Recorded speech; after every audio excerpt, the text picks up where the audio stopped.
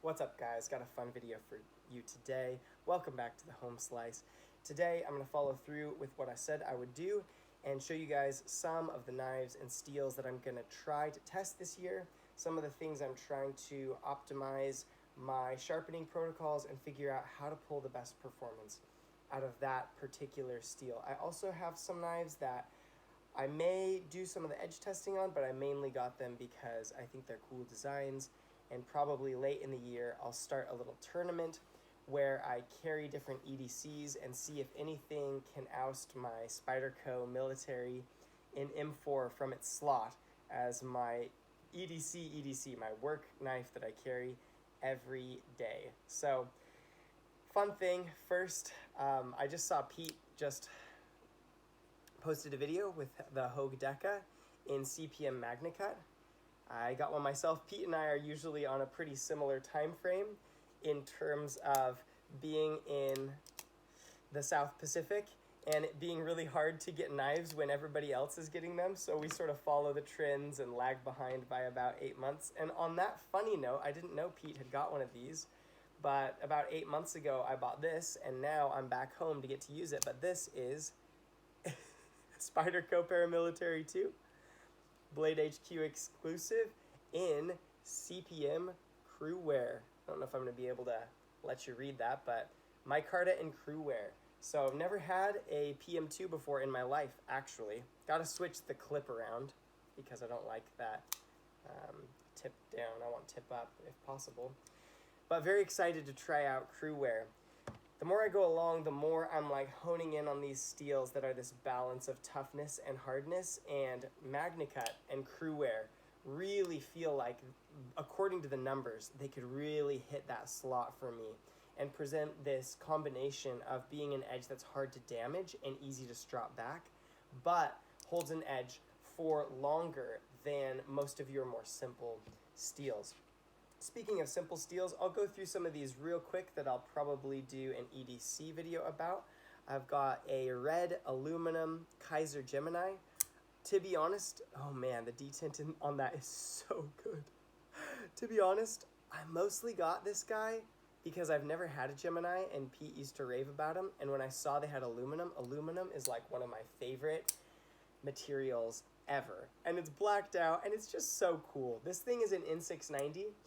And to be honest, I'll probably do some other steel, like 154 cm, to optimize my sharpening protocol for like the 1% carbon stainless, or maybe VG10 or something really common.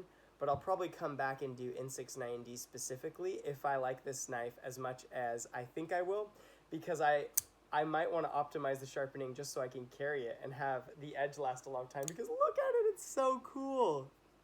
It's so cool. I'm so stoked.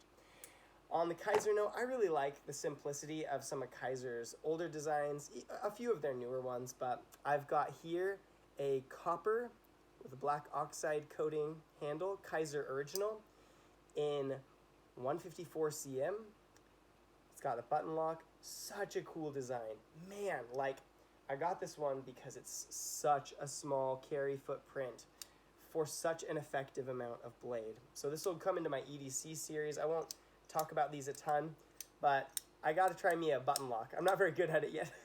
Speaking of button locks, we got Kaiser Begleiter micarta button lock. Linen micarta, oh, it feels so good. Mojave Outdoors exclusive. Kaiser Begleiter is already one of my favorite work knives ever in the world. They've now put jimping halfway up the spine, made a sturdy and fun button lock, and come out with it in micarta with blacked out stainless steel liners, and all of those things make me say heck yes. So this will be coming in to my EDC tournament probably at the end of this year because I'm so slow. Coming back to a classic, I got myself a traditional S30V Benchmade 940. Now I'm going to carry this for the EDC tournament and see if I like it as much as I always used to. But the main reason I got this was to get some garden variety Benchmade S30V. I want to find an optimized sharpening protocol for this stuff, and it's because it's in so many guys' pockets. S30V is still pretty common, and I want to sort out a way to make it keep an edge for as long as is humanly possible. Anyway, Benchmade 940 is fun stuff. I've got some customs, and the first one is from my friend Calvin. I think it's a Charles Jones knife called the Bone Picker. He's got a pretty good optimized heat treatment of 3V. This is in 3V steel. So I'm going to try to optimize good 3V. Also got a few fixed blade EDCs. These will also all, I'm sure, be in the EDC tournament, and I'll be carrying them. I've got two little 10V knives from my friend Jason. They're actually blims that he couldn't sell because some of his equipment malfunctioned. But they are 64 to 65 Rockwell, ultra thin. Look how thin this one is. It's so thin. CPM 10V with like a killer good heat treatment. So some of you guys would have seen this micarta cleaver. I made a little video of stropping up his sharpening job. It's got a nice little mosaic pen there. Check that out. Don't know if that'll focus. So that was cool. I'm not going to focus, but... And this one, this little leaf-shaped one, is going to be such a slicer. Some burlap micarta. Really excited about that. He sent them to me mainly just so that I could figure out the best possible way to sharpen them, and because they're not up to spec, the standard of quality that he has. So he's like, well, figure out a good way to sharpen it, test the limits of my heat treat protocol, and when you're done, you can keep them. And I said, that sounds good to me. I got a few Spydercos from my friend Calvin. This is a razor edge cutlery custom hollow ground blade on a paramilitary frame. And this thing is made out of 1095 steel, but it's actually 63 Rockwell, 63 HRC.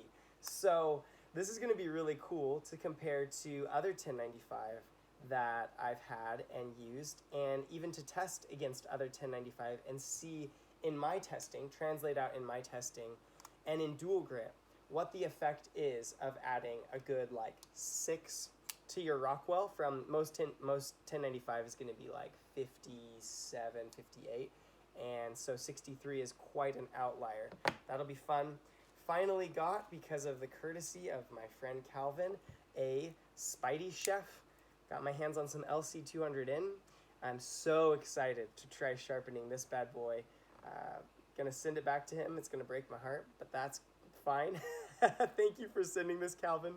It's got this beautiful blue anodized titanium scale. So you guys are familiar with the Spidey Chef, but I've never had one. I've never even handled one before this.